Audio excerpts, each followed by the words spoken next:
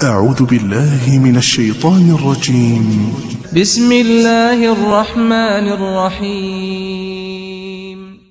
شرور أنفسنا وسيئات أعمالنا من يهده الله فلا مضل له ومن يضلل فلا هادي له أشهد أن لا إله إلا الله وأشهد أن محمدا عبده ورسوله اللهم صل وسلم على نبينا محمد أما بعد. Kaum muslimin muslimat, a'azzani Allah wa iyyakum. Alhamdulillah, la haula wa la quwwata illa billah. Kita awali dengan bersyukur kehadirat Allah Subhanahu wa taala yang telah menganugerahkan kesempatan kepada kita untuk bisa kembali bermajlis dalam kajian rutin pekanan kita, yaitu sirah Nabi Muhammad sallallahu alaihi wasallam,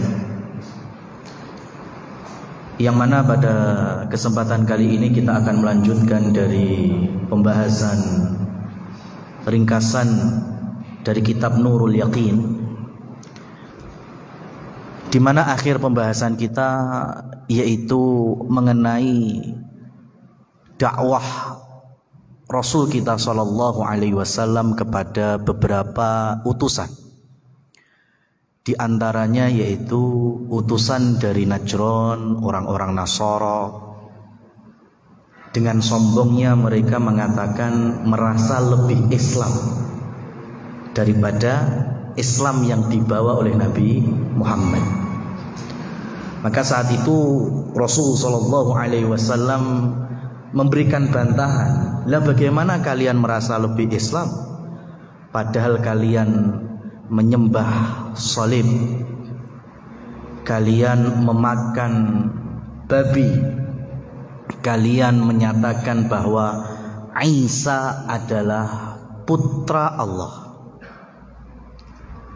Dan Rasul sallallahu alaihi wasallam menyampaikan bahwa orang semacam ini adalah orang yang tersesat. Bahkan dalam surat Al-Fatihah disebutkan bahwa waladhdallin adalah orang Nasara. Disebabkan karena mereka tidak mau berilmu. Mereka mengagungkan para rohib, para pendeta, para pastor, dan mereka tidak mau bertanya terkait dengan syariat. Sing penting manut. Diojo-ojoki apa wae manut, dibohongi manut. Disuruh bikin tempat ibadah madepe sing penting madep ngarep toh. Ya, bentuknya enggak ada syariat pakemnya. Beda dengan Baitullah, masjid. Ada pakemnya. Harus menghadap kiblat. Ya, orang Nasara tempat ibadahnya ya sing madhep ngalor ngidul, ya. Itu karena mereka nggak tanya kepada para rohib dari dulu. Itulah dikenal dengan jahil. Sehingga ketika Injil direvisi, perjanjian lama, perjanjian baru, ya, mereka nggak terlalu ngurusi itu. Beda dengan Quran. Maka silahkan jamaah yang dirahmati Allah Subhanahu wa taala mengumpulkan berapa namanya? 15 atau 20 pastor atau pendeta. Sing penting panggonane beda-beda. Ditanya satu persatu. Pertanyaannya mudah aja. Studi kasus. Pak pendeta, Pak pastor, kalau dalam satu rumah ada suami meninggal dan yang ditinggalkan dari ahli warisnya seorang istri, duwe anak 5, 3 cewek, 2 lanang. Tanyakan kepada 15 pastor itu berapa jatah warisan masing-masing. Ya, sing penting beda panggonan. Ditekoni siji-siji. Yakin jawabannya nek 15. Ya, jawabannya ada 15. Jadi dari mana? Ya dari hawa nafsu mereka itu. Kalaupun ada samanya pasti sama-sama undang-undang setempat. Undang-undang hukum waris daerah tersebut, adat istiadatnya atau urufnya. Yakin. Kenapa? Karena mereka nggak belajar. Bahkan syariat-syariat Allah dalam Injil telah mereka rubah.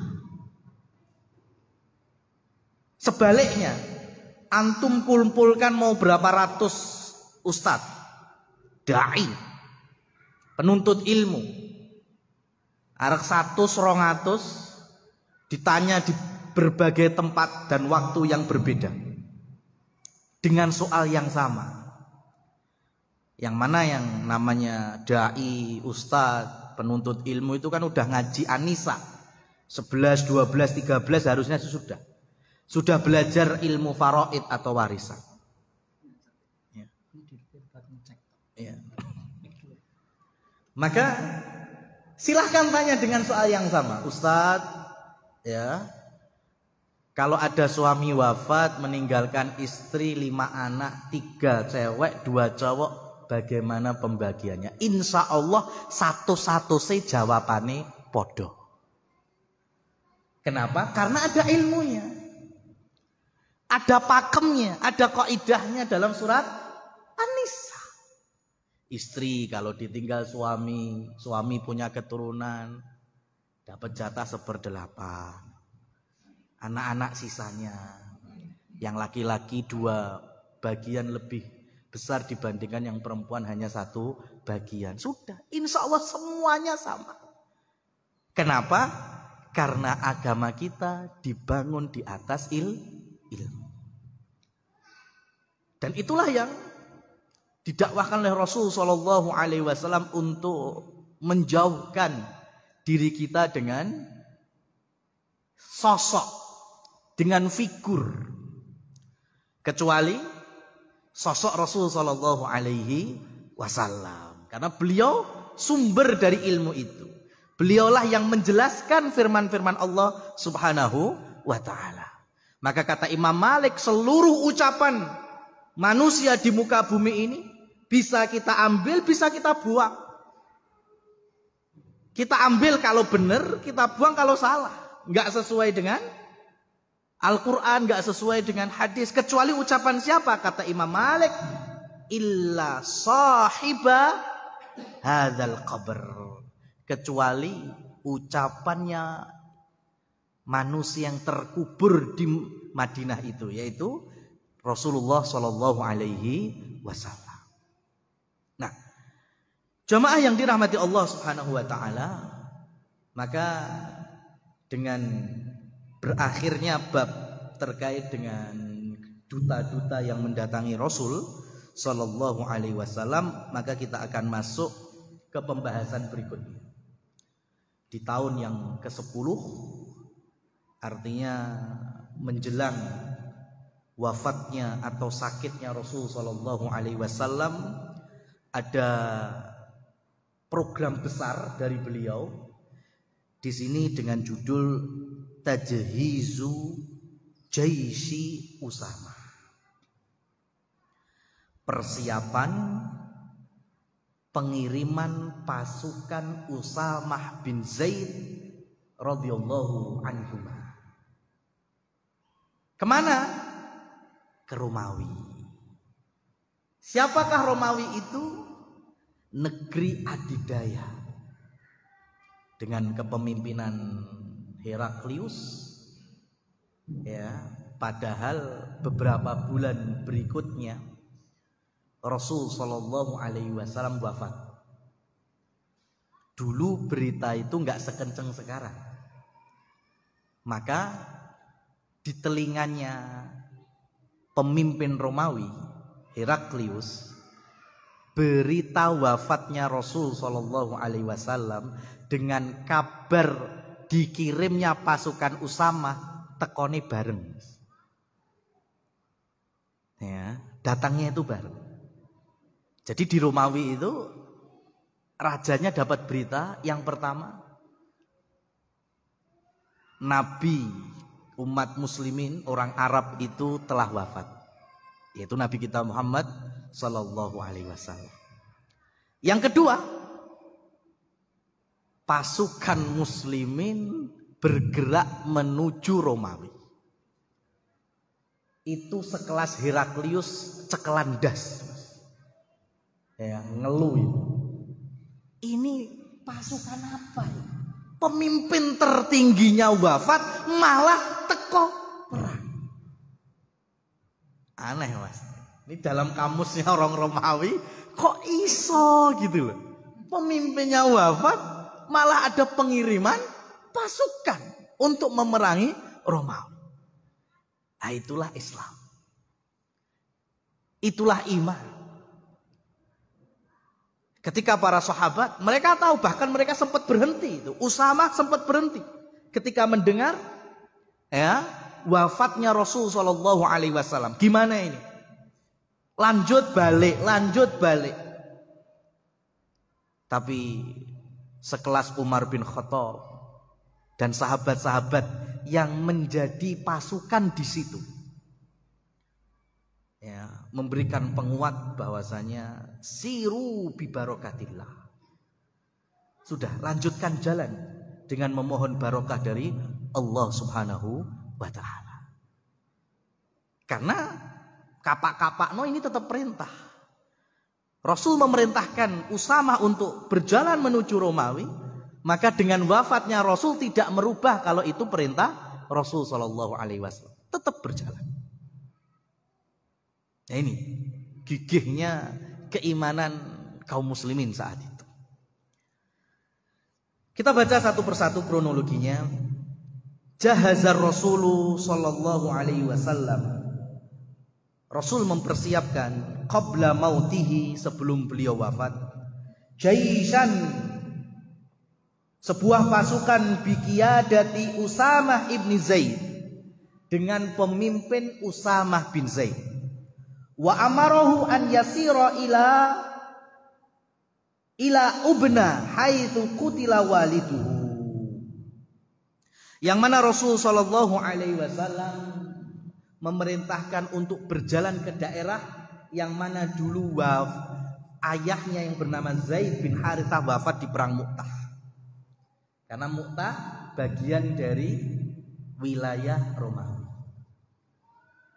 Nah, ma'asyiral muslimin wal muslimat rahimani wa rahimakumullah. Kita sedang berbicara bahasanya yang patut adalah seorang remaja yang lahir 7 tahun sebelum hijrahnya Rasul sallallahu alaihi wasallam. Lahir dari seorang yang mulia, Zaid bin Harithah, mantan anak angkatnya Rasulullah, dengan seorang istri yang bernama Barokah Ummu Aiman. Siapa? Dulunya pembantu di rumahnya Rasulullah. Bisa bayangkan ya? Bapaknya mantan anak angkat Rasul, ibunya dulunya membantu atau jadi pembantu di rumahnya Rasul sallallahu alaihi wasallam ketika di Mekah. Otomatis lahir anak yang gak bakal jauh dari Rasul sallallahu alaihi wasallam. Ini kalau pakai istilah bapaknya mantan anak angkat Rasul, berarti Usamah bin Zaid itu cucu angkatnya Rasul sallallahu alaihi wasallam. Maka di usia 15 tahun itu debut ya pertama dalam jihad fisabilillah, bantu ayahnya di perang Mu'tah. Usianya saat itu 15 tahun. Ya, peperangan pertama sudah andil, tapi Allah berikan takdir bapaknya wafat. Padahal Zaid bin Harithah di antara komandan perang Mu'tah. Dan di tahun ke-10 berarti kan usianya kurang lebih 17 tahun. 17 tahun sudah memimpin pasukan yang di dalamnya ada Abu Bakar dan Umar. Di dalamnya ada Umar bin Khattab. Kalau dibilang alim mana? Alim Umar. Dibilang soleh mana? Jelas soleh Umar bin Khattab. Lebih dekat dengan Rasul Umar bin Khattab. Sepakat kita. Tapi kenapa Rasul Shallallahu Alaihi Wasallam memilih Usama bin Zaid? Nah, maka di sini dijelaskan, wa kana fil jaisyi kibaru sahabah. Di dalam pasukan itu ada sahabat-sahabat senior, secara usia, secara ilmu, secara lama menemani perjuangan bersama Rasul. Minal muhajirin wal ansor, dari kalangan muhajirin dan ansor, ka Abi Bakrin, seperti Abu Bakar, wa Umar bin Khattab, wa Abi Ubaidah Ibnul Jarrah, wa Sa'ad bin Abi Waqqas. Ngeri Mas, mimpin orang-orang seperti ini. Tapi yang lantik siapa? Rasul Shallallahu Alaihi Wasallam. Maka di sini nomor 3 dijelaskan fakta rodho. Banyak yang awalnya nolak. Ya, mosok Usama jadi pemimpin. Kan ada Umar, ada Sa'ad. Wajar ini di tubuh sahabat sendiri lumrah. Usama belum genap 17 tahun. Ya. Kalau secara kalender hijriyahnya belum genap 18 tahun. Maka ketika Rasul Shallallahu Alaihi Wasallam mendengar hal ini, beliau langsung memutuskan siapa yang mencacat kepemimpinan Usama bin Zaid, maka sesungguhnya dia telah mencacat kepemimpinan ayahnya. Ayahnya siapa? Zaid bin Harithah. Semua sahabat sepakat kalau Zaid bin Harithah cocok jadi pemimpin. Mereka tahu, termasuk as-sabiqun al-awwalun. Maka Rasul Shallallahu Alaihi Wasallam memuliakan Usama dengan menyebut kemuliaan bapaknya. Jadi Rasul Shallallahu Alaihi Wasallam sedang menggambarkan Usama ini produknya Zaid. Awakmu gak terima mbak Usama, berarti gak terima dengan Zaid. Masya Allah. Ini kebesaran seorang anak yang lahir dari orang-orang yang besar di dalam perjuangan Islam. Bapak pejuang, sahabat, ibu juga ahli surga. Lahirlah Usama. Ini catatan besar hari ini. Bapaknya seneng main game, ibunya kakean arisan kok. Ya mosok arek lahir anak kayak Usama. Ya enggak mungkin. Ya, enggak mungkin. Ya, Rasul Shallallahu Alaihi Wasallam membawa nama besar bapaknya. Dan lagi-lagi ini merupakan cita-cita dari seluruh orang beriman.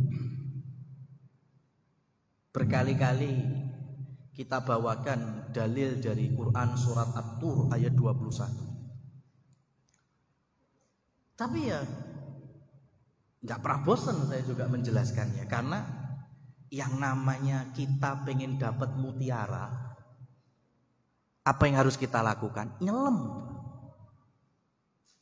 Kalau kita pengen dapat mutiara, nyelam dulu ke lautan, dapat itu mutiara. Kalau kita pengen dapat ilmu dari mukjizat terbesar yaitu Al-Quran, maka kita harus nyelam juga. Ambil kandungan hikmah, ibrah. Dan salah satunya ada di dalam Quran surat At-Tur. Walladzina amanu wattaba'athum dzurriyyatuhum biimanin alhaqna bihim dzurriyyatahum.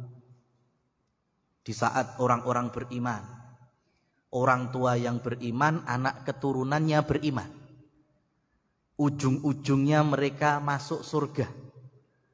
Cuma surganya orang tua lebih tinggi dari surganya anak.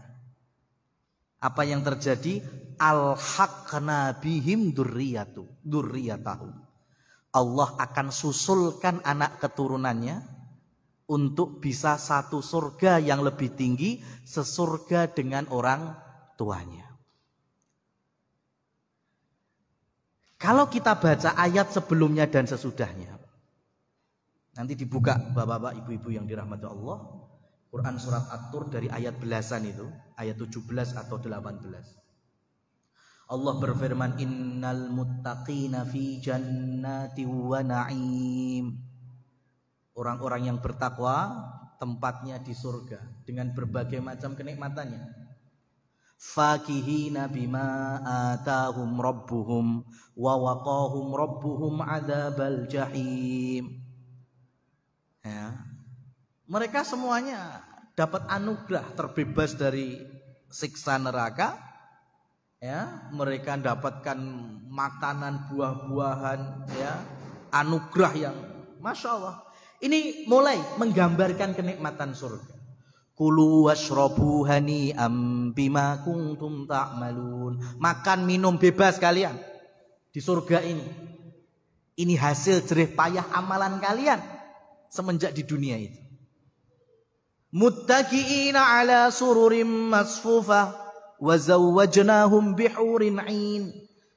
Orang-orang yang di surga itu duduk-duduk di atas sofa-sofa permadani yang mewah. Ya. Mereka sambil makan, minum, ya, dengan kebahagiaan surga itu. Bahkan yang laki-lakinya juga dinikahkan dengan para bidadari. Kemudian Quran surat At-Tur 21. Walladzina amanu wattaba'athum dzurriyyatuhum biimanin alhaqna bihim dzurriyyatahum wama alatnahum min amalihim min syai'. Kullu mri'in bima kasaba rahin. Kemudian ayat 22, wa amdadnahum bifakihati wa lahmim mimma yashtahun. Ditambah lagi nanti kenikmatan surga ya, dengan buah-buahan, ya. Wa amdadnahum bifakihati wa lahmim mimma yashtahun yatanaza'una fiha ka'san la lahum fiha wa la ta'thim wa yatufu 'alaihim ghilmanun lahum ka'annahum lu'lu'um maknun. Ya, orang-orang di surga itu saling ganti-gantian minum-minum itu, disloki-sloki emasnya. Ya, ada ghilman, anak-anak kecil yang meninggal dunia, ya, nantinya merawat dan menservis orang tuanya di surga. Itu gambaran semuanya surga dan kenikmatannya. Ya, tapi uniknya ayat 21 itu beda sendiri. Ya, tadi ayat 17 surga orang bertakwa, 18 kenikmatan, 19 kenikmatan, 20 kenikmatan, 21 orang tua dan anak masuk surga, 22 kenikmatan, 23 kenikmatan, 24 kenikmatan. Jadi kata para ahli ilm, ayat 21 itu disebutnya kalimat i'tiradiyah. Wawunya itu wawu i'tiradiyah, walladzina amanu. Itu kalimat i'tiradiyah. Apa itu kalimat i'tiradiyah? Ini enggak ada dalam bahasa Indonesia. Ini ada dalam konsep Arab. Kalimat i'tiradiyah itu adalah kalimat yang disempil nih, disisip nih. Kalau kalimat ini enggak ada, enggak pengaruh pada susunan kalimat yang sebelumnya dan sesudahnya. Makanya nanti coba dibuka aturnya. Jenengan baca 17, 18, 19, 20. Enggak ada 21, masih nyambung. Langsung ke 22. Kenapa? Karena semuanya adalah gambaran surga kenikmatannya. Lah kenapa muncul atur 21 sebagai sisipan diseselno ini? Ujuk-ujuk kok anek cerita wong tua mbek anak mlebu surga bareng. Nah, kalimat i'tiradiyah itu fungsinya sebagai penguat yang kadang manusia itu lalai. Maksudnya apa? Jadi ketika orang-orang yang bertakwa ada di dalam surga dengan kenikmatan tadi ayat 17 sampai 20, 22 sampai seterusnya itu. Arek entuk panganan sing mewah, daging, buah, sofa, istana, macam-macam. Bahkan laki-laki dengan bidadari-bidadari itu, ya, semuanya terkalahkan dengan kenikmatan bila mana satu keluarga itu yang dulu di dunia beriman bareng, beramal bareng, rekoso ibadah bareng, kumpul lagi bareng dalam satu surga. Itu menjadi lengkap selengkap-lengkapnya. Itu jamaah yang dirahmati Allah Subhanahu wa taala. Jadi kenikmatan apapun itu, ya, masih dirasa kurang lengkap bagi keluarga beriman. Karena cita-cita kita sama. Pengennya ya suami, istri, anak, wong tua, dulur, ya, punya modal iman yang sama, nantinya ternyata bisa Allah satukan di dalam surga. Makanya muncul fastabiqul khairat. Berlomba-lomba di dalam beramal. Dalam satu keluarga. Imannya harus sama ini, enggak boleh beda. Karena ini kunci, walladzina amanu. Itu orang-orang yang beriman. Amaliyahnya antara anak, bapak, ibu bisa beda-beda. Tergantung porsinya. Silahkan melengkapi. Itulah yang disebut dengan simbiosis mutualisme dalam beramal. Ya. Yang kita ini selaku laki-laki kepala rumah tangga umpamanya. Jadi bapak, jadi suami paling setengah pitu wis metu omah. Ya. Itu ibune bocah-bocah ini apal itu, Pak. Bapak ibu bocah-bocah iki apa kober duha. Ya, apa kober maca Quran 2 lembar setengah juz, sak juz paling ya ora. Kenapa? Karena kesibukan mencari nafkah.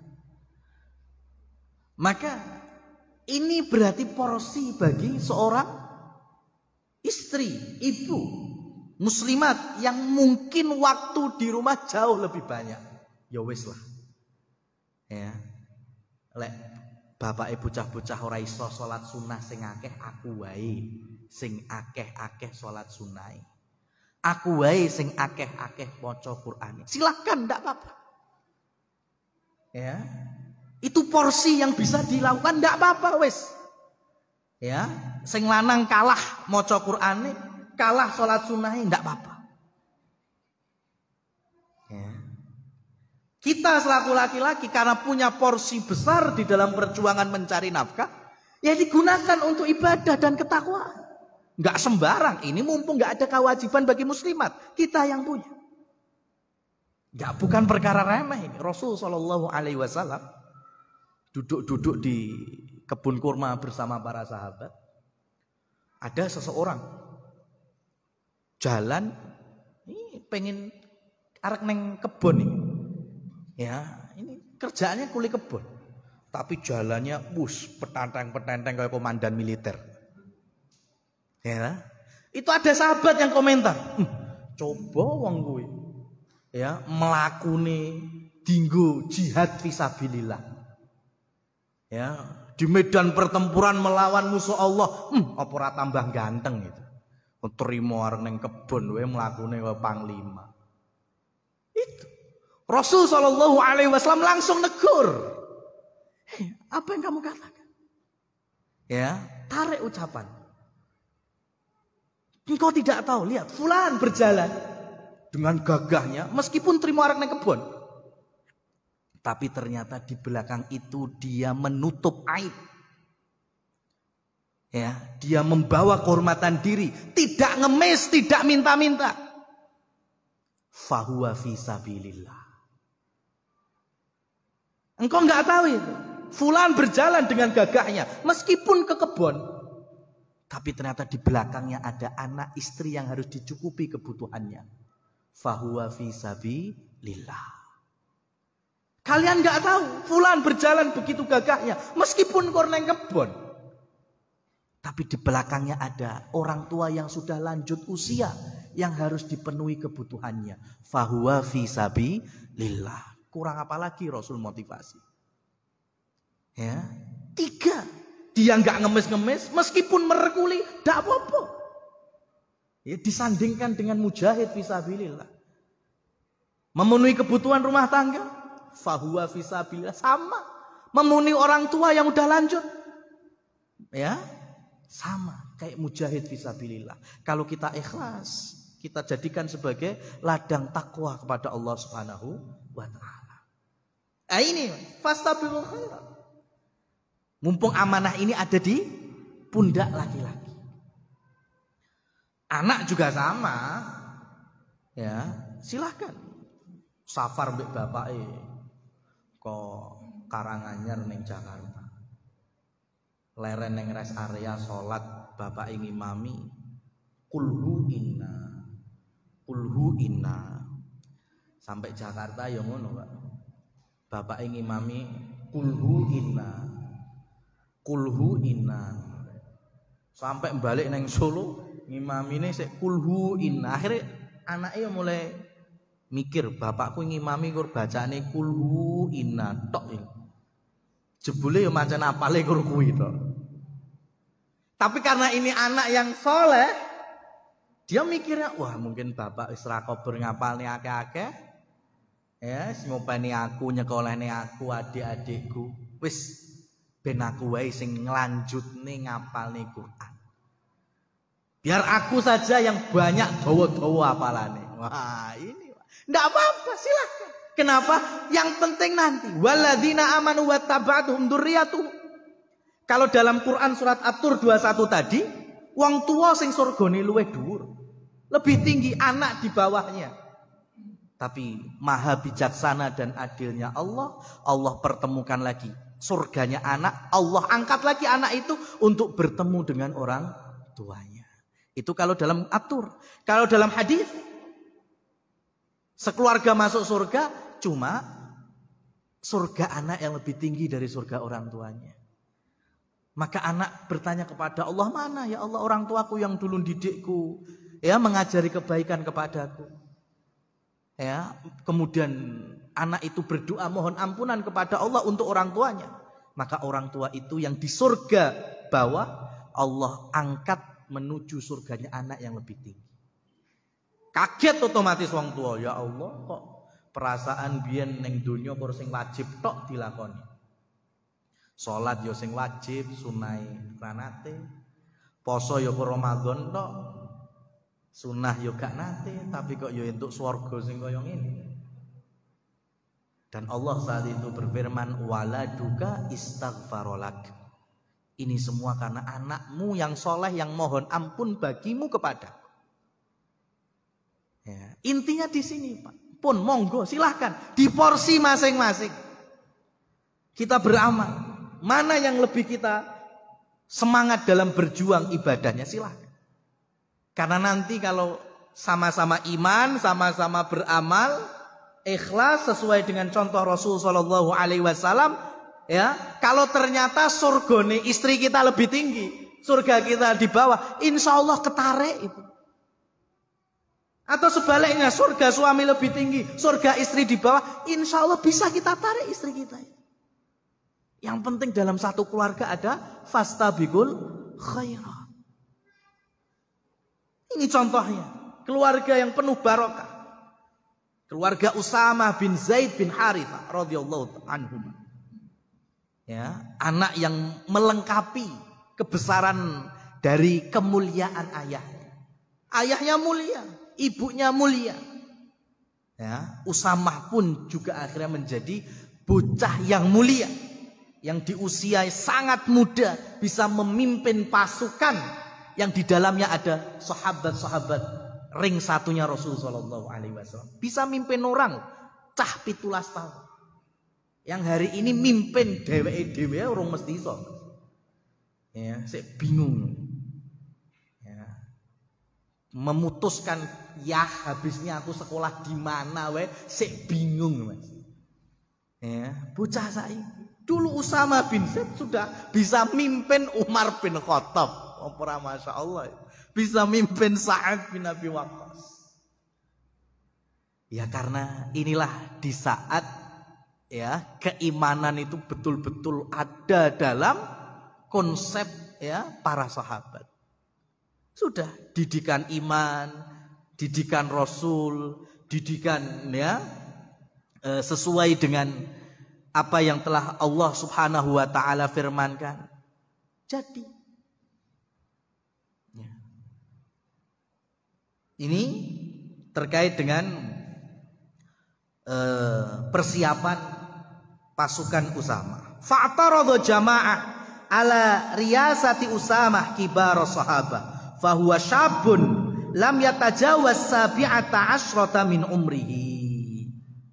Seorang remaja syab ya, yang saat itu memimpin para sahabat-sahabat kibar senior. Tapi kalau kita lihat memang Rasul Shallallahu Alaihi Wasallam dari awal itu sering memuji Usamah dengan membawa nama besar bapaknya. Bapaknya kan dikenal dengan hubbu Rasul, kecintaan Rasulullah Shallallahu Alaihi Wasallam. Dan ini salah satu karakter Rasul dalam mendidik. Ya, suka memuji, suka menyanjung. Ya. Tapi kan fair, kalau betul ya dipuji, disanjung, kalau salah ya diluruskan. Karena Rasul itu orang yang paling paham dalam komunikasi, pinter sekali. Dengan anak-anak, dengan para istrinya, dengan para sahabat. Ya, itu yang membentuk Usamah salah satu. Bayangkan sekarang Rasul bersabda, antum pernah mendengar enggak hadis? Kamula minar rijal kathir walam yakmul minan nisa illa. Laki-laki yang sempurna itu banyak. Contohnya para nabi dan para rasul banyak. Kalau kita pakai salah satu pendapat, jumlah para nabi ya berapa? 124.000. Wah itu sempurna semua itu. Walam yakmul minan nisa illa. Adapun perempuan yang sempurna itu cuma siapa? Asiyah binti Muzahim. Siapa itu? Istri Fir'aun. Dan Maryam ibnatu Imran. Maryam putrinya Imran. Antum tahu hadis ini belum titik. Hadis ini masih ada tambahannya. Karena saat itu Rasul menyampaikan di sisi beliau ada Aisyah. Ada istrinya. Ya, maka lanjutan hadis itu kan kamula minar rijal katsir walam yakmul minan nisa illa Asiyah wa Maryam wa fadlu Aisyah ala sairin nisa kafadli tharid ala syairit ta'am. Jadi Rasul menyampaikan laki-laki yang sempurna itu banyak, tapi wanita yang sempurna itu enggak banyak. Ya, cuma ada 2. Siapa? Asiyah istri Fir'aun dan Maryam putri Imran. Tapi di situ ada Aisyah. Lihat, Rasul di samping Aisyah nyebut perempuan lain. Cemburu hilang ngetitik. Ya, mesti itu. Maka Rasul kemudian melanjutkan, adapun Aisyah ya dibandingkan seluruh wanita ibarat menu makan bubur daging dari seluruh menu yang ada. Nah, nggak jadi sakit hati, Pak. Ya, itu pinternya Rasul Shallallahu Alaihi Wasallam dalam menyanjung. Makanan kesukaan Nabi tarid, bubur daging. Coba kalau mandek tadi, Nabi laki-laki banyak yang sempurna. Wong wedok kur loro. Ya ada Aisyah. Mesti cemburu itu jelas. Coba Mas praktekno ora percaya. Ya kan? Jelas fitrah perempuan. Maka Rasul nambahi. Adapun Aisyah dibandingkan seluruh perempuan itu ibarat bubur daging dari seluruh menu yang ada. Tetap nomor 1 di hatiku. Nah, itu aslinya. Pinternya Rasul sallallahu alaihi wasallam. Wallahu a'lam. Kita jeda terlebih dahulu untuk mendengarkan adzan Isya.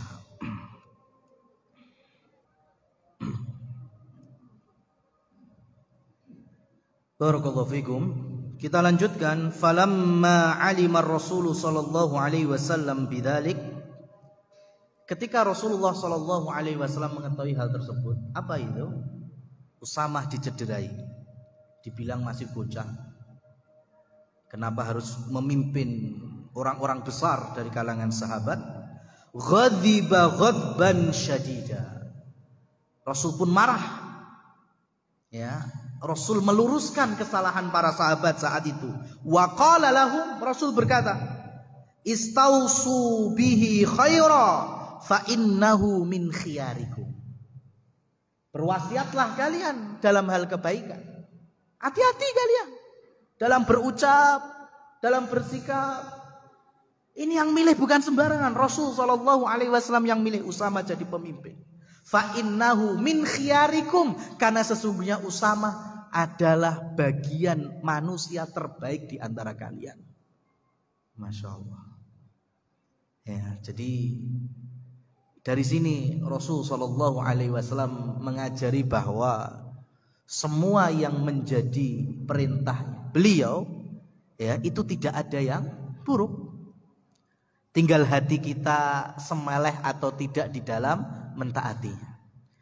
Kalau memang kebenaran itu datang dari mungkin orang yang lebih rendah dari kita, jauh lebih mudah dari kita, ya, jauh mungkin lebih miskin secara harta dari kita, jabatannya juga jauh di bawah kita. Tapi kalau memang benar, ya kita katakan benar.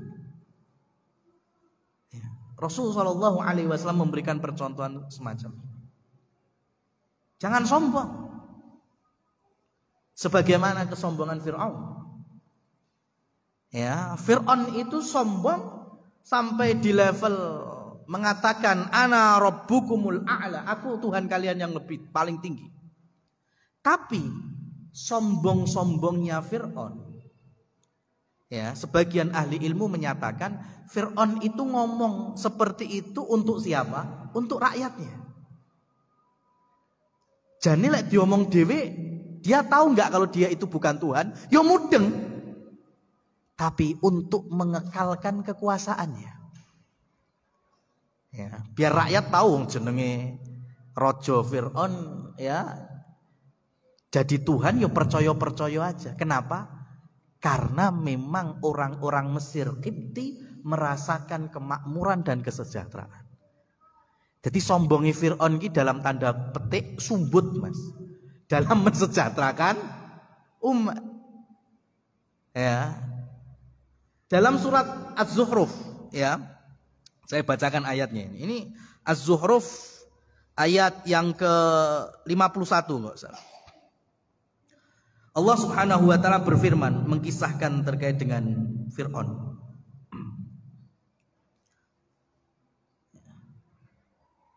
Disebutkan wa nada fir'aunu fi qaumihi qala ya qaumi alaysa li mulku misra. Ya, Fir'aun itu berkata kepada kaumnya, bukankah Mesir ki wekku? Waduh. Ada kiranya penguasa yang mengatakan negara weke dhewe? Enggak ada. Ya, Indonesia berganti-ganti pemimpin dan presiden. Enek presiden yang ngomong Indonesia wekku. Enggak ada. Mesti makanya punya kita. Ya, punya kita bersama. Fir'aun enggak, rakyatku, kowe ngerti Mesir ki wekku. Waduh. Kenapa? Karena Fir'aun mampu mensejahterakan rakyat. Lihatlah Sungai Nil yang berada di bawah kekuasaanku ini. Karena saat itu masyarakat memahami betul-betul yang mensejahterakan dan memakmurkan Mesir itu Fir'aun. Dan Mesir hari itu sudah kaya. Sampai kapan? Seterusnya sampai zaman Amr bin As, gubernur Mesir, yang mengirim surat kepada Umar bin Khattab bahwa Mesir negeri kaya.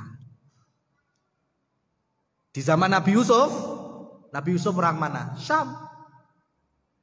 Palestina itu dalam Al-Quran disebutnya masih daerah Badui. Mesir wis makmur, Mas. Ya. Dan itu terbukti dengan apa yang digagas oleh Fir'aun. Meskipun lek diomong mbek umatnya Nabi Musa dengan orang-orang Bani Israel dolim. Kita nggak bilang Fir'aun apik. Buktinya nggak ada orang yang ngelahirin anak wis tak jenenge Fir'aun anakku. Mbak menawa dadi penguasa kaya dene Raja Mesir enek. Gak ono to, Mas. Ora enek wong pengen duwe anak jenenge Fir'aun. Bukti kalau siapapun dari kita ngaji ora ngaji ngertine Fir'aun elek. Tapi bagi rakyat Mesir saat itu Fir'aun adil bagi mereka. Tapi untuk Bani Israel sak dolim-dolime menungso. Tapi unik ya, terkait dengan nukilan oleh Imam Ibnu Katsir di dalam kitab beliau Al-Qasas fil Quran. Ya, ini tadi sambungannya keluarga yang barokah. Fir'aun ketika dalam kisah Nabi Musa punya undang-undang besar, Mas. Pokoknya lek enek bayi lanang tok saka Bani Israel lahir pateni. Dan Nabi Musa lahir di tahun dibunuh setiap bayi laki-laki. Tapi ternyata Allah berikan ilham kepada ibu Musa untuk dikelekne ning sungai Nil. Hanyut mandek di tempat pemandian keluarga istana, diambil oleh Asia, istri Fir'aun. Dan saat itu Asia menghadap suaminya mengatakan, bayi ini jangan dibunuh, la taqtuluhu, jangan dibunuh. Ya, karena bayi ini bisa jadi qurratun ainin li walak. Bisa menjadi penyejuk mataku dan penyejuk matamu. Kata Fir'aun, enggak, meripatmu wae, duk meripatku. Itu sombong ini. Ya, Fir'aun itu kalau melihat bayi Musa itu sudah getem-getem pengen belek. Tapi karena Asia bilang ke suaminya, jangan dibeleh, jangan dibunuh. Weslah, setidaknya kita angkat menjadi anak laki-laki, karena Allah tidak mentakdirkan Fir'aun punya anak laki-laki saat itu. Lahirnya anak perempuan semuanya. Ringkas cerita jamaah yang dirahmati Allah Subhanahu wa taala, Fir'aun jadi bunuh apa enggak? Enggak. Berangkat dari bisikan maut istrinya. Sekelas Fir'aun, sak dolim-dolimi Fir'aun ini klepek-klepek mbek bojone. Undang-undang terbesar, ya, undang-undang terbesar saat itu hancur, di cancel, gak jadi. Karena istri membisikkan. Nah, ini Imam Ibnu Katsir menukilkan, dan beliau mengatakan riwayat ini memang riwayat Israiliyat. Tapi dalam pembelajaran kisah Israiliyat, kalau tidak terkait dengan akidah, Ahlus Sunnah berada la nukadzibuhu wa la nusaddiquhu. Kita tidak mempercayai 100%, tapi kita juga tidak boleh mendustakan 100%. Ya, untuk pembelajaran dan diambil hikmahnya bisa diceritakan. Nah, ini nukilan dari Imam Ibnu Katsir. Pertanyaannya, sekelas, sekejam, sebrutal, sedolim Fir'aun itu mendengar rayuan istrinya gak sidombelek, gak jadi bunuh. Alasannya kenapa? Karena Fir'aun tidak pernah berlaku kasar terhadap istrinya. Fir'aun itu sama keluarganya lembut. Lek Bani Israel beleh-beleh tenan. Ya, zalim, tangan besi. Tapi kalau sama istrinya lembut, cinta sekali. Loh Ustaz, lah kok bojone dipateni? Itu kisah terakhir. Itu kisah terakhir. Tapi dari awal Fir'aun menikahi Asia itu cinta. Ya, lembut. Makanya ketika istrinya merayu demikian sudah nggak jadi belah. Itu sekelas Fir'aun. Ya. Jadi kalau kita ini yang beriman, ngaji, tahu manhaj, belajar sunnah, lah kok kasar sama istri dan anak-anak, berarti ngeluhi. Nah, gitu kan? Simpelnya kan gitu. Fir'aun itu nggak sampai KDRT sama istrinya nggak sampai. Lah kok kita malah kasar terhadap pasangan tuh aneh. Ya, itu Fir'aun. Tapi inilah yang namanya cinta lek cara Jawa. Fir'aun ki cinta mbek bojone wis cinta sekonyong-konyong koter. Tanpa iman, hati-hati. Cinta tanpa iman itu bisa berubah balik benci sak benci-bencinya. Contohnya ya Fir'aun. Cinta sama istrinya, tapi ternyata ngonangi. Dek, Tuhanmu sapa? Waduh. Rabbi wa rabbukum, ya Allah. Tuhanku, Tuhanmu, Tuhan kita semuanya ini Allah. Wah, langsung muntah. Nah itu Fir'aun gitu. Cinta awalnya, ya, tapi karena cemburu, merasa sakit hati, ternyata ada sosok lain di hati istrinya. Ternyata bukan Fir'aun satu-satunya. Ternyata punya iman kepada Allah Subhanahu wa taala. Awalnya cinta berubah langsung jadi benci. Itu Pak. Fir'aun tuh kayak gitu. Makanya mengetahui istrinya punya keyakinan kepada Allah, sudah langsung panggil Al-Gujub ya untuk menyiksa sampai terbunuhnya Asia binti Musaim. Gitu. Ya. Makanya hari ini banyak Mas, ya Allah. Ada orang, ada pengalaman itu, ada keluarga yang ya Allah, kabeh wong ngerti romantis, koyok-koyok lagi wis, ya bahagia selama-lamanya, ya. Tapi ke masjid yo nggak pernah, ngaji nggak pernah, maka tinggal nunggu waktu aja sebetulnya. Dan benar, Mas, ujung-ujungnya cerai. Dan unik ceritanya itu. Perkara niki ya. Jadi suaminya tuh cinta banget mbak istrinya. Terus cinta seketok moto cetok-cetok. Gandrung tresno. Nyileh HP bojone. Gak dihintui. Wah, penasaran toh. Lah kok ora oleh nyileh HP sing wedok. Direbut, dia menang sing lanang otomatis. Direbut, dibuka akun sosmednya.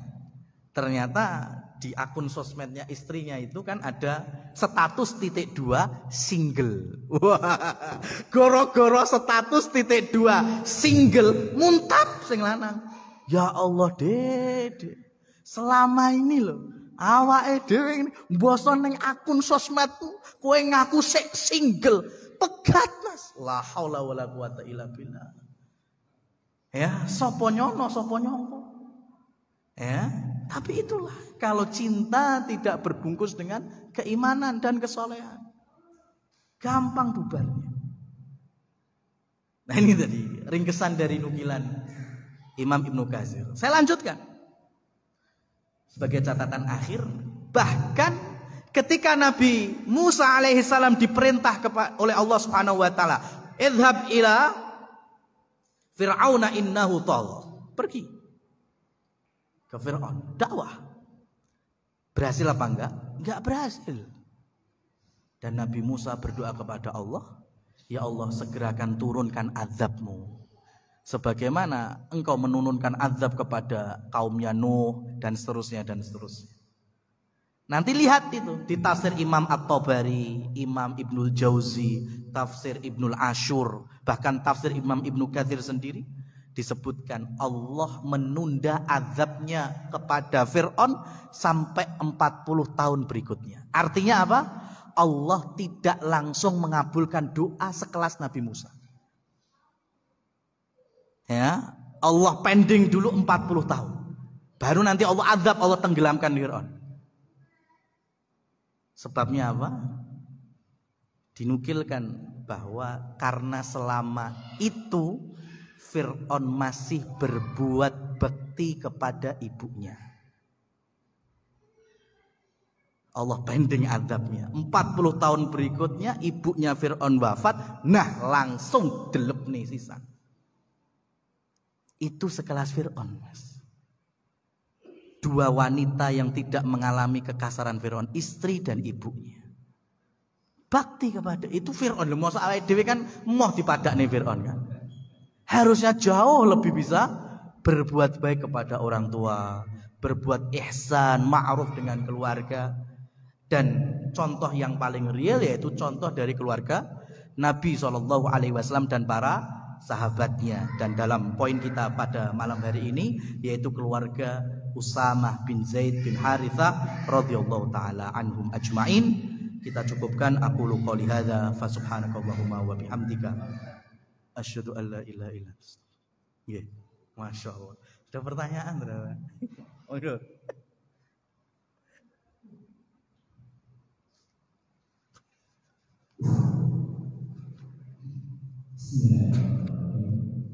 Assalamualaikum warahmatullahi wabarakatuh. Waalaikumsalam warahmatullahi. Ini Pak Ustaz, saya mau tanya mengenai hari ulang tahun kemerdekaan Republik Indonesia ini. Kan banyak sekali masyarakat kita melaksanakan hari ulang tahun ini dengan bermacam kegiatan. Seperti yang kita laksanakan di Indonesia ini adalah ada perlombaan untuk bapak-bapak, ibu, serta pemastikan. Setelah itu nanti waktu ada malam tirakatan itu kita membagikan hadiah-hadiah dan kita makan bersama, kita berdoa untuk para pahlawan. Nah, ini apakah yang saya katakan di sini ini apakah termasuk apa istilahnya bid'ah atau tidak?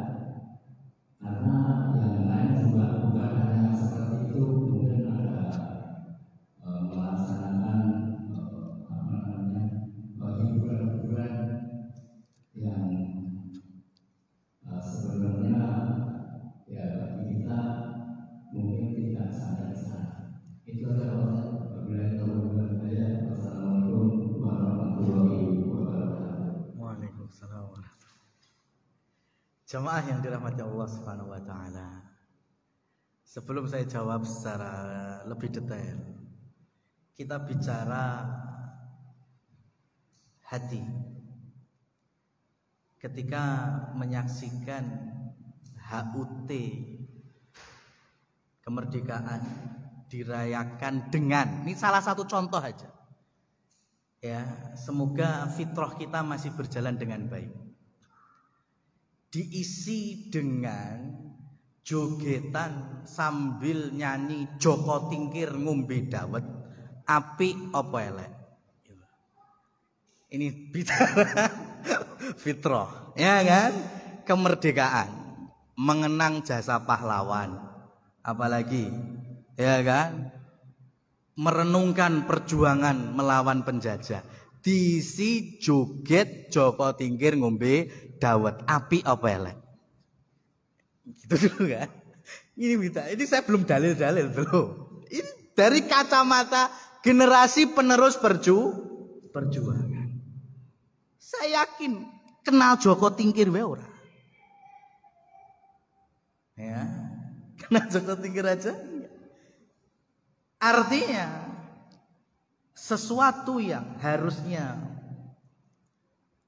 bisa diisi, ya, karena kalau bicara perayaan kemerdekaan kita harus mengambil definisi titik dua. apakah ini bagian dari ibadah atau hanya sebatas uruf adat istiadat. Kalau ini dikaitkan dengan ibadah, tentu Rasul Shallallahu Alaihi Wasallam dan para sahabat tidak pernah mencontohkan HUT kemenangan Fathu Mekah, nggak ada. HUT kemenangan Perang Badar juga nggak ada, dan lain seterusnya. Ini kalau kita bicara kaidahnya ibadah. Tapi kalau kita bicara enggak ada kaitannya sama ibadah, itu cuma adat istiadat. Nah ini enak. Kalau hanya adat istiadat itu lebih enak. Selagi tidak ada unsur yang melanggar syariat, ya, maka ya sudah. Al aslu al ibah. Ya, pada asalnya sesuatu yang terkait dengan unsur dunia itu mubah. Itu kalau kita sudut pandangnya urf. Nah, sekarang HUT kemerdekaan itu degradasi perayaan antara mengenang jasa pahlawan dengan hanya seneng-seneng tok. Itu sudah banyak mana seneng-seneng tok. Ya, bahkan kita nyaris tidak mengenal tokoh-tokoh bangsa, bapak-bapak bangsa kita. Kenapa? Karena model perayaan itu kita ngikut model penjajahan. Itu yang kita miris. Ya, sekarang gini, saya kasih ringkes dari sejarahnya. Di awal tahun 900-an, ya, 900-an itu belum ada Indonesia loh. Nama Indonesia belum ada, tapi sudah ada tokoh-tokoh Muslim di negeri kita. Ya, mereka adalah anak-anak didik dari Syekh Ahmad Khatib Al-Minangkabawi. Di antaranya Ahmad Dahlan, Hashim Asy'ari, ya, kiai-kiai besar. Bahkan saat itu banyak orang-orang yang berangkat haji dan menuntut ilmu di Mekah, pulang-pulang punya jiwa nasionalisme, patriotisme, anti penjajahan. Maka kemudian VOC langsung bikin peraturan undang-undang State Blood nomor 23 atau 26 itu. Isinya pokoknya keraton PNV, pegawai negeri VOC. Bukan pegawai negeri sih, PNV, pegawai negeri VOC. Ini istilah saya aja, nggak mungkin ada di istilah sejarah. Intinya pegawai negeri Hindia Belanda dilarang naik haji. Makanya nggak ada sultan-sultan saat itu naik haji. Duit ada, lah kok nggak haji? Ya karena dilarang sama Hindia Belanda VOC. Tapi ada seorang pemuda, ya, kelahiran Madiun, ya, anak Wedono Madiun, sekolah di Magelang, lulus jadi juru tulis PNS di Ngawi, namanya Cokro Aminoto. Pengen dia haji, lah jadi PNS gimana nggak boleh haji? Mundur, keluar. Sampai kemudian ribut mbek morotuone, Mas. Istrinya sampai minta dipulangkan. Itu Mas penak, gaji penak, sasen entuk. Ya, lah kok malah pengen medot. Tapi lihat roh seorang muslim pengen haji, berangkat Cokro Aminoto. Haji di Mekah, belajar juga, sempat bertemu dengan Syekh Ahmad Khatib Al-Minangkabawi. Lah, salah satu peraturan State Blood hari itu, orang kalau sudah haji balik ke negeri Indonesia harus bergelar haji. Kenapa? Untuk mendeteksi, memonitoring. Karena orang yang haji biasanya ada ruh jihadnya, ruh anti kolonialnya. Wih, ada sisi perjuangannya, Mas. Saiki titel tok ora enek perjuangane, kur kemaki. La haula wala quwata illa billah. Itu kenyataan dulu itu karena punya sisi perjuangan. Ya, dan saat itu ya untuk khasnya Muslimin Indonesia biar nggak termonitoring lagi, salah satunya merubah nama. Makanya ketika pulang haji berganti nama Umar Said. Umar Said ijakan lama kan Owe. Jadinya Haji Umar Said Cokro Aminoto. Hari ini wong golek ringkese tok, hus Cokro Aminoto. Kuwi ngertine kur nama jalan. Bangetan. Ya ini makanya ini. Mau kita mau modal perayaan gimana? Ini saya sejarah Muslim. Bahkan saat itu di tahun awal-awal 900-an di Solo, Mas. Di Laweyan itu sudah ada pengusaha muslim batik Laweyan, punya paguyuban SDI, Serikat Dagang Islam. Dengan ketua haji juga muslim Saman Hudi, kuburannya saya enek neng Laweyan, Mas. Itu hasilnya per pekan 40 gerbong ekspor batik.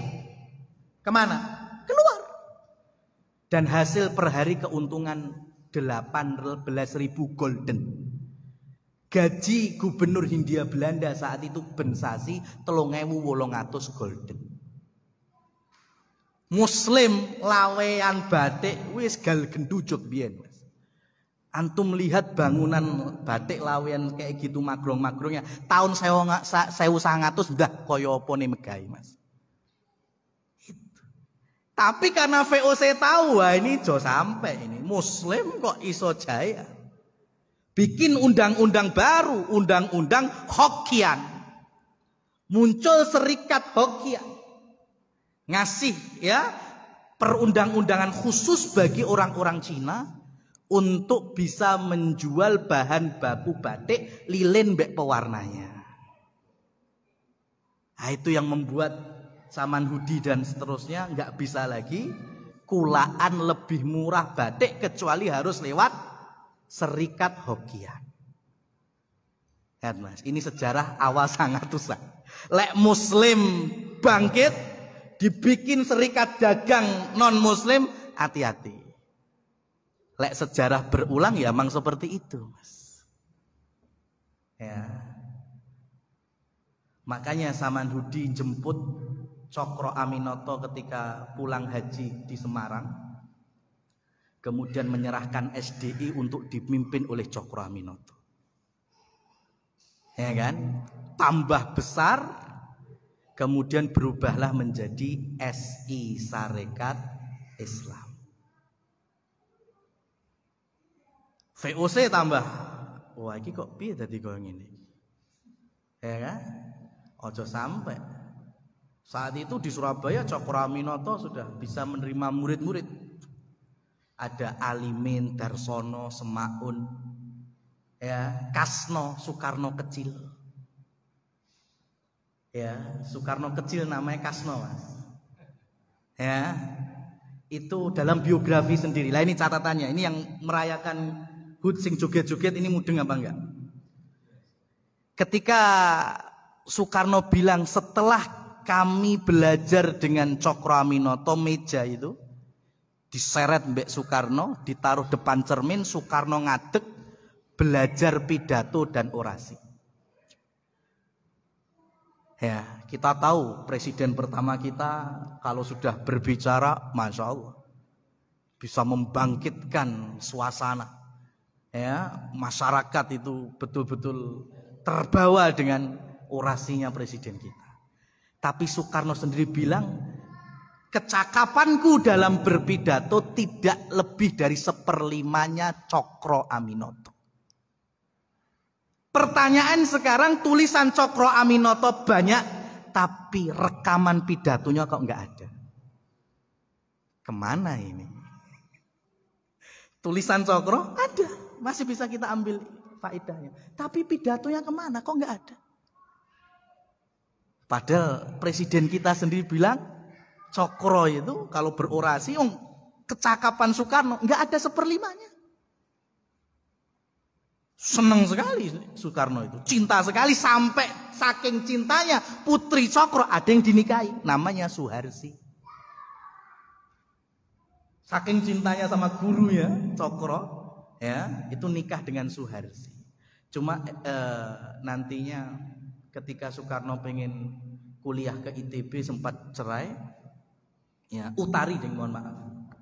Utari dinikahi oleh Soekarno, cerai, kemudian Utari nikah lagi dengan seorang laki-laki namanya kalau nggak salah Sugiono, ya. Kemudian nanti hasil dari pernikahan itu lahirlah anak namanya Sigit Sugiono kalau nggak salah.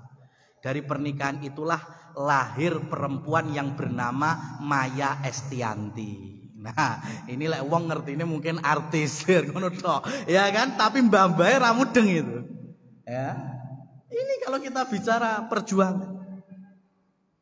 Nah, VOC tahu kebesaran Syarikat Islam. Saat itu lambangnya Syarikat Islam itu banteng. Kemudian jagat bumi ini, kemudian bulan bintang, kemudian tagline Joyo Kuwaso. Itu maka nanti ketika murid-muridnya mereteli, ya Soekarno ngambil bantengnya jadi PNI, ya kan. Kemudian nanti yang Islam, ya ngambil bulan bintang jadi Masyumi.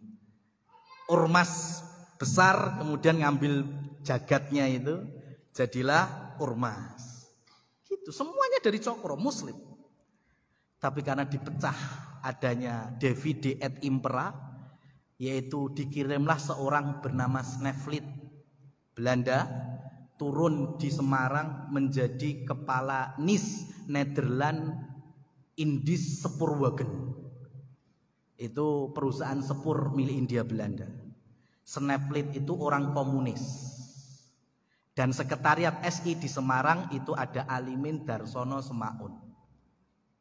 Maka mulai saat itu bangunan SI itu digunakan untuk seminar-seminar Sneflit itu. Akhirnya pemuda-pemuda Syarikat Islam rancu pikirannya, dikasih syubhat Karl Marx, komunis, Marxis.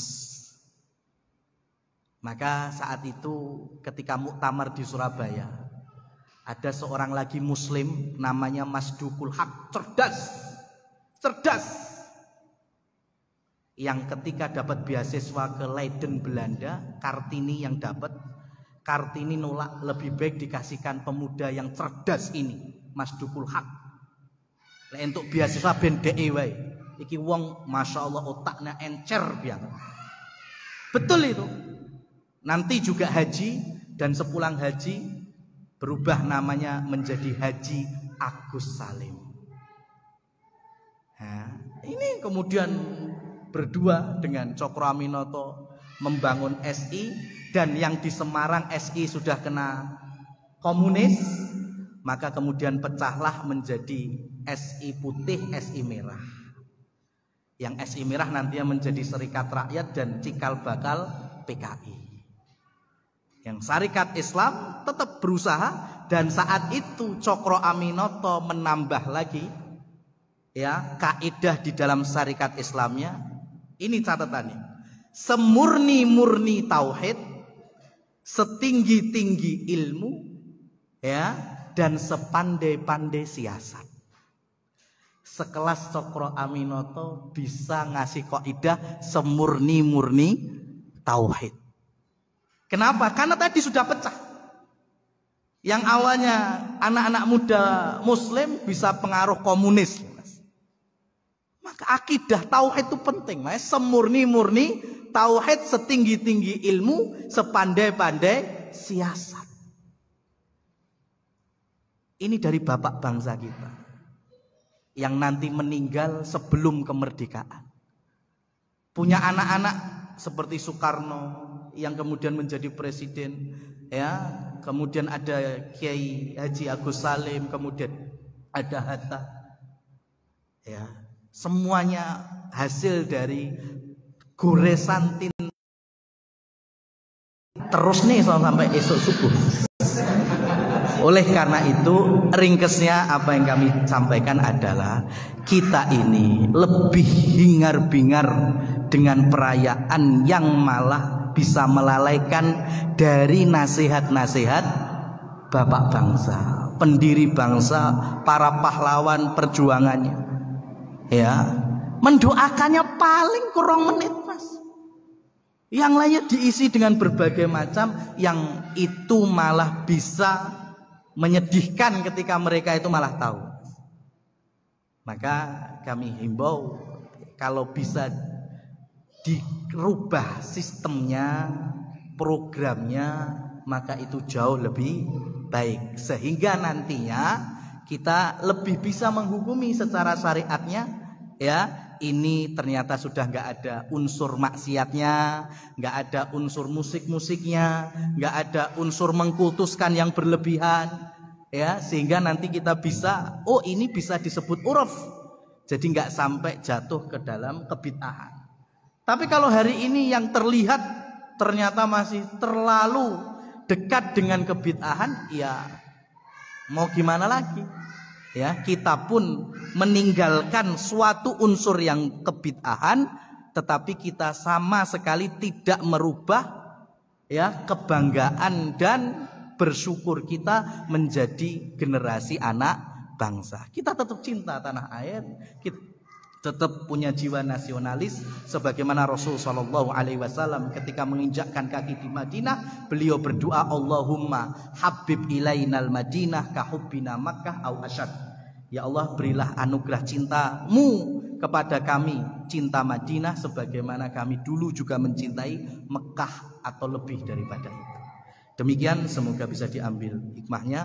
Wallahu a'lam bishawab. Subhanakallahumma wa bihamdika asyhadu an la ilaha illa anta astaghfiruka wa atubu ilaik. Wassalamualaikum warahmatullahi wabarakatuh.